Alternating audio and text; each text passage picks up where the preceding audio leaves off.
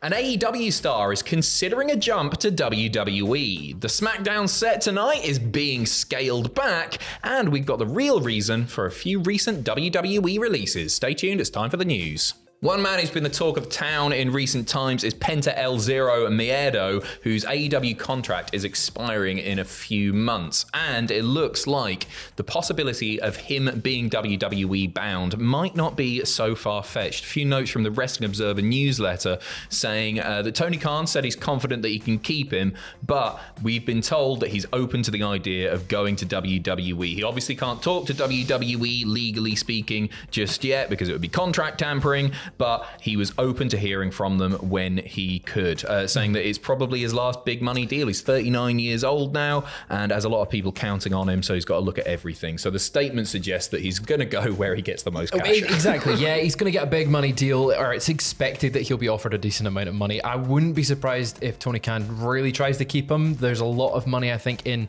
the Lucha Bros as a team, rather than going off as a singles guys. I wouldn't be surprised though if WWE does try and make a play for him. He's got a great look, very marketable, and he can still go in the ring. Oh yeah, for sure. Like he doesn't wrestle like a 39-year-old, that's for sure. I think if they keep them as a team, he's probably done as much as he can possibly do in AEW. Maybe that's not his thinking, according to this at least.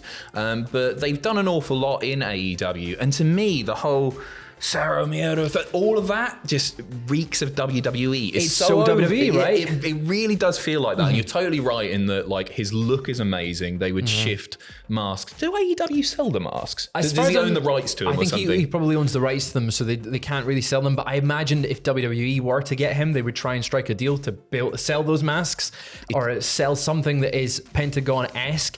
And it's something that maybe AEW needs to look at if they do continue with Pentagon going forward.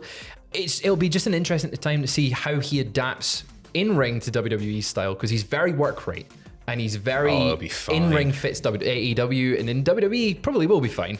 It'll be interesting to see if he goes to NXT, if he does do that route, or goes to roster. For sure. He's so good, and I think, like, I don't want to take anything away from his wrestling ability because he's class, obviously, but his look is so unique. Like, it's the coolest look since Rey Mysterio. Yeah. I can't think nothing's popping.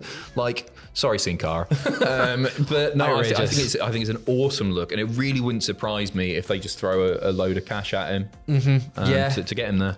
It's a good get for them regardless. And I mean, will he, what you said, have they done everything they can do as a team in AEW? As a singles guy, has he got much legs in AEW? They've got such a crowded... I don't see him as a world champion in AEW, nor do I see him as a world champion in WWE necessarily. But if the money's right, that's probably where he'll end up. Time will tell. We've only got a couple of months to wait. Tonight, SmackDown emanates from the historic Madison Square Garden. PW Insider noting that the set is being scaled back, which often signals, of course, the need to allow more fans in the venue. They're shifting tickets. That's the thing. Madison Square Garden, it's such a prestigious venue, but you forget that it only sort of houses about 16 to 18,000 fans. I think many people assume it's this grand building, and it is, but it's quite small. In comparison to some of the other venues that they run. Absolutely. And the last time they ran Madison Square Garden, they had the big massive set, the massive screen.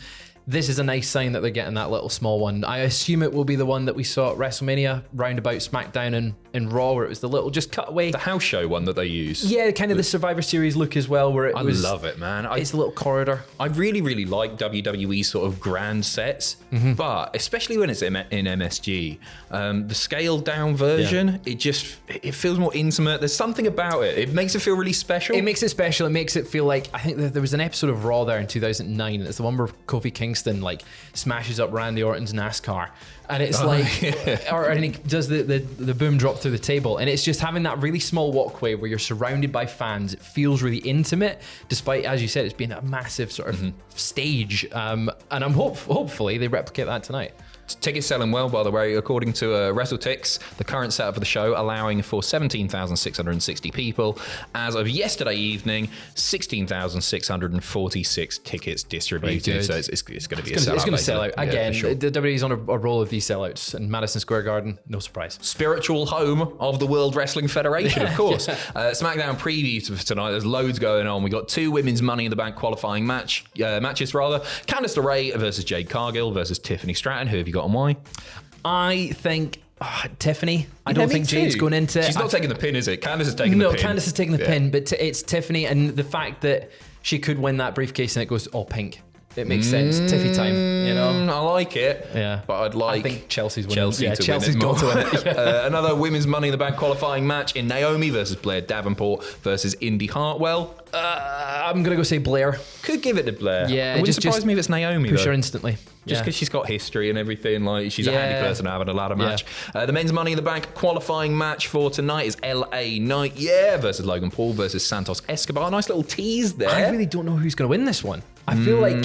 I think Santos might do it. Yeah, I think the other two are going to take each other out. But at the same time, bragging rights Logan Paul being like, hey, I beat you LA Knight, but he actually pinned Santos. Yeah, that's not a bad You get a little shout. bit in there, and Logan Paul can do incredible things in the ring, and jumping off a ladder is one of them. Yeah, so can Santos, though. So can Santos. I wouldn't mind seeing Santos in the ladder match. Cody Rhodes is set to appear. We don't know what he's doing. The Bloodline acknowledgement ceremony and the Sika Anoa'i 10-bell tribute, as well as it's Kayla Braxton's last night in WWE tonight. That's crazy that she's been there for like 8 years now. It's her things with Paul Heyman on screen, a lot of fun. Maybe hopefully we'll get to see a little final aspect between them on screen. Yeah, that would be really nice. I hadn't even thought about that. Her and the Bloodline acknowledgement. Yes. Yeah, 100%. Best of luck to her, whatever she ends up doing next. Got the reasons for a few WWE releases now. One behind the scenes, one in front of the camera. So we will start off with the now former head writer of SmackDown, Ryan Callahan, who was replaced by... John Swikata as the head writer of SmackDown, of course. Callahan, though, has been the head writer for the show since 2020. He's now left the company, and this was said to be from Wrestling Observer newsletter, he was considered a very talented writer. He was well liked. Wasn't well liked, I should say, as the leader of the group, though. He took heat for the leaving of Jennifer Pepperman, who's since gone to AEW. This has been mostly attributed to Mercedes Moné, though, and why she's actually left the company. She's like her writer, isn't she? She's got her own thing. She's like the personal writer for Mercedes Moné. It was also said it became harder for talent underneath him to reach him, as in Ryan Callahan. But this is believed to have been burned out by pressure and need for diplomacy in the position why John has come into this role. There you go. And in front of the camera, Dijak. We've been talking about him a lot, obviously, since he announced yesterday that his WWE contract is expiring and it's not being renewed. And a quick note on this one, which may factor into the reason for this. In the Observer, it's written the basic gist is that he had a main roster contract, was not being used on the main roster. His age, which is 37, by the way, also works against him as a reclamation project in NXT. Isn't it weird that we're talking about the age working against him? He's 37, and then up there we've got Penta, who is 39 years old. Dijak, again, he doesn't wrestle like a 37-year-old. No. He looks like an older member of the roster. If you know what I mean, he looks like a dad, is what I'm saying. He looks like a dad, Your yes, tough I'll give uncle you that. or something like that. Yeah. So maybe that factored into it. But also, of course, if you watch the first news video, we talk a lot about Dijak and the way that he, the WWE upper brass. It wasn't just Vince McMahon; it was executives around him. Didn't seem to like him. They were set that they didn't like him, and then baffling because he can go in the ring, he can cut a good promo, and he's using social media maybe better than anyone that's not named Drew McIntyre, like Joe Hendry, Joe Hendry. But in WWE, in terms of things, he's got himself over to a point that it's reminiscent of back when Zack Ryder did it, Matt Cardona did it 10, 13 years ago, where it's like so organically over, and then WWE goes, no, not our type of over. It's baffling that they've not signed him to a new contract. As you said, 37. He doesn't move like it. No. He doesn't wrestle like he's been doing this for 15 odd years. It's just a shame that someone like him who's on main roster money, they don't want to use him in any sense when you've got folk like, I hate to say anyone losing a job, but Odyssey Jones has been signed on a main roster for quite a long time, and he's not been seen. Yeah, for sure. It is weird, isn't it? Like, I don't get the thing. So much more money in Dijak. He'll be totally fine. I'm not like with Dijak. I really enjoy watching him wrestle, so I'm looking forward to seeing what he does next. But he's totally fine. You hit the nail on the head when you said like he's great at social media. He's a great marketer. He's smart and he's funny, and he just gets himself over. Whatever he does next, he's totally fine. And I think, although he must be very disappointed, the impression that I got from the Twitch stuff and the few little bits that I've read is that it's lit a fire under him. He said so himself, didn't he? Yeah, he said that as much. Do we see him turning up this weekend at Forbidden Door? I think we might. Do you reckon? I think we might, yeah.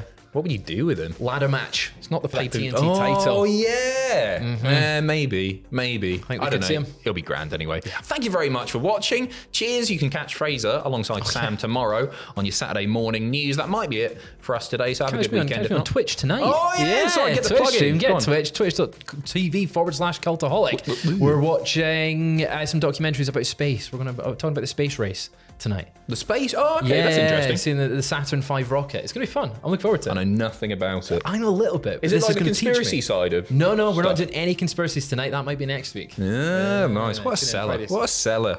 Thank you very much. See you in a bit.